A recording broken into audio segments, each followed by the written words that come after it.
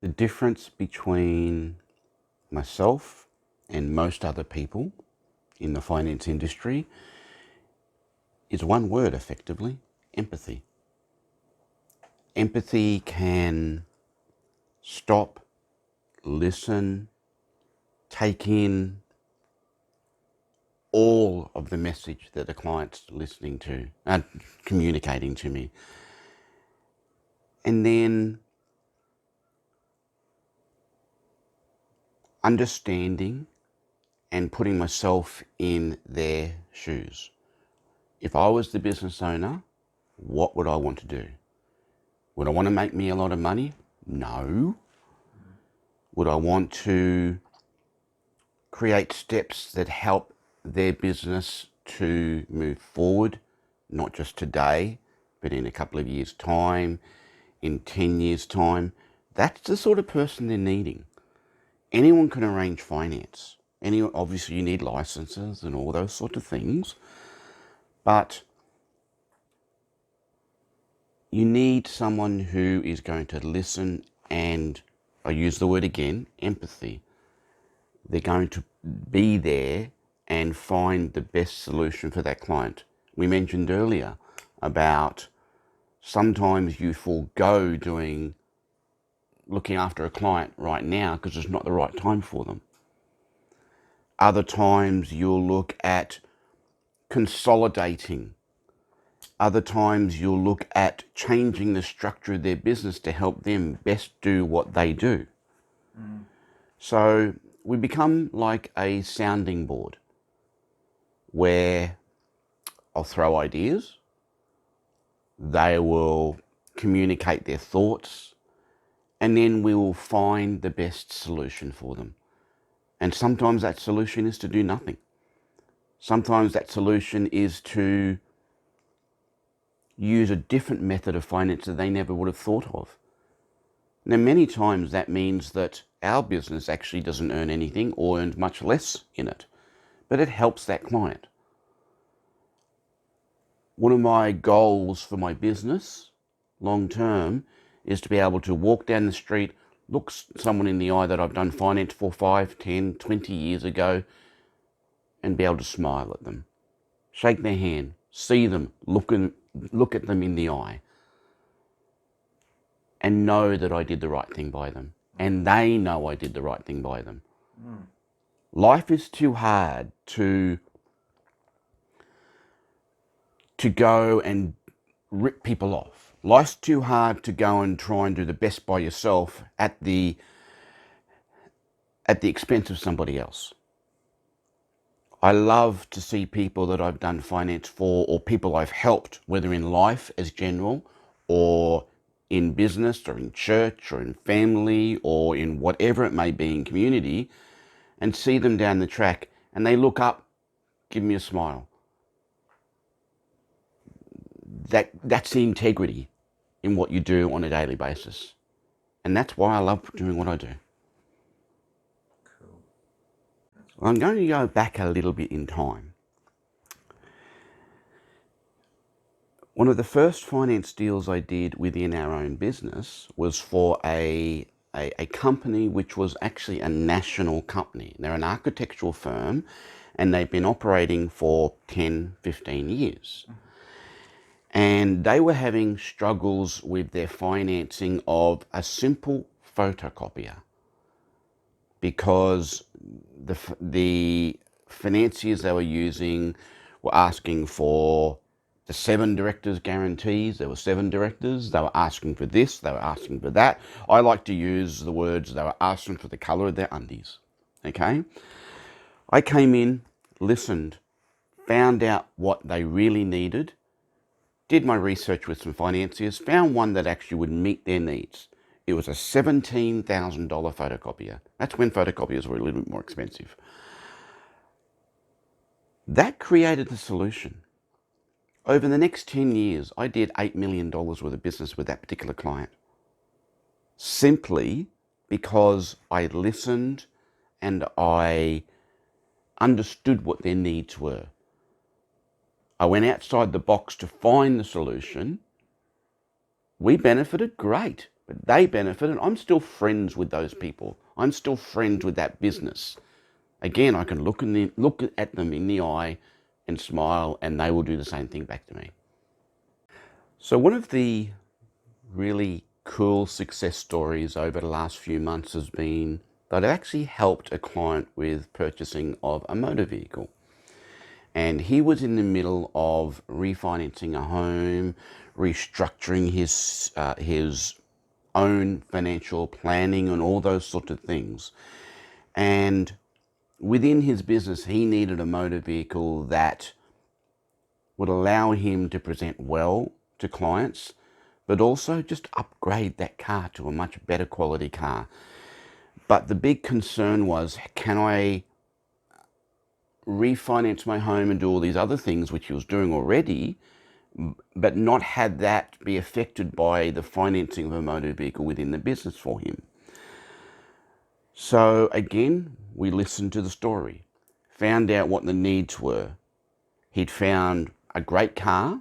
He just needed something simple, the finance simple. He didn't want many applications on his credit file, all those things which can hurt a business if you're not careful. So we went and did our due diligence. We went and spoke to a funder who we got a great rate from, found the solution for the client, made sure that there was only one search done on their file so their credit score was not ruined, but also just as much as anything else. And this is the statement I used earlier about listening and empathy. What we did was we made sure for his mortgage that the serviceability on this loan was not going to hurt his application for his mortgage. So he knew that he could put this loan in with this monthly payment and it was not going to hinder the mortgage application he was putting in. Went through cleanly, and he was very satisfied with what we did. And again, we were satisfied. You get a good feeling when you help somebody. Does it always go perfectly? No. We're not living in a perfect world. But the integrity of being in there to help somebody, the integrity of listening to somebody, means that if something doesn't quite go exactly right, there's some grace there usually because the intention's right and you've done the right thing by that person. And the equity they needed to build what they were building within their family. Right.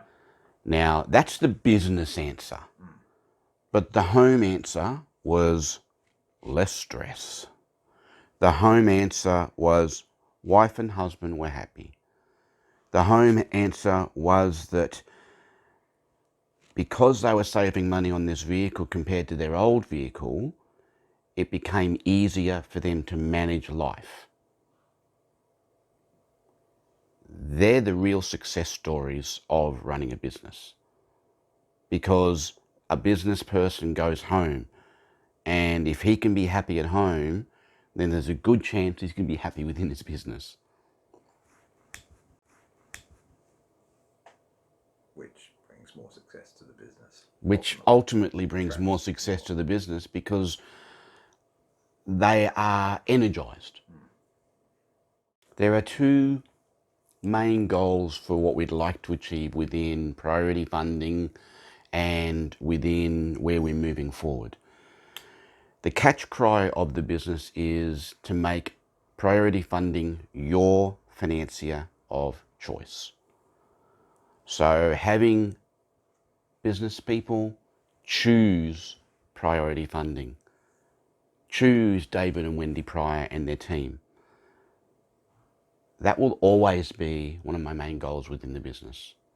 Not me going out and seeking new business, but people choosing to use us for the first time, the 20th time, the 100th time, because we have done something, we've created something of integrity, of substance that they know they can trust. And in a world where people tend to lose trust very quickly, trusting a finance person is incredibly important. It's not just a finance person, it's someone who's actually helping their business. The other goal within the business is actually to become our own finance company. We are on a journey to actually raise our own funds, to become the lender of the funds, and that allows us then to help structure even more than a broker does. It allows us to be the ultimate decision maker in the process. Financiers we use are great, but we are still restricted to a certain degree by the nuances of those financiers. We won't fund and buy every deal ourselves, but we will create solutions for people that may not be able to be done by other funders. 2025, where will the business be? Number one, it will still be a business that is a financier of choice for people, because that is our ethos. It'll still be a business that is showing integrity to people, showing empathy to people. But it will be a business that has the ability to fund within its own funding lines. It'll be a business that can look after finance brokers, accountants, equipment suppliers, professionals, SME, small and medium businesses. It'll be a business that will move with technology. Wherever technology goes, we will continue to move with it. So our current era is working with customer relationship management systems, CRM systems. It's using website marketing, SEO. We will continue to see where the market goes and try and be one of the forefront funders in that market.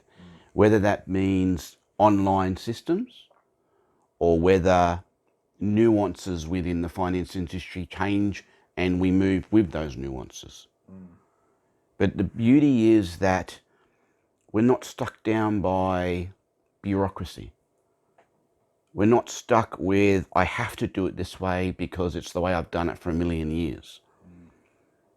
The ability for us to grow with the business, to grow with individuals, and grow with society is an incredibly important part of the business. That's shown by, for the first 15 years within priority funding, we only ever did equipment finance. We didn't touch anything else because that was our niche. That was our... Like IT? Correct, yes. So we did mostly rental of technology equipment which had an obsolescence rate. We then found that we were able to offer other funding facilities for equipment that would last 10, 20, 30 years. We then brought in unsecured lending facilities, invoice financing, funding of actual businesses. So someone purchasing a takeaway shop, we're able to fund that, the purchase of the business. So it's moving and listening, and part of that heart of wanting to help businesses, you hear a need, you help to meet that need. You create a solution for that need. And that won't stop.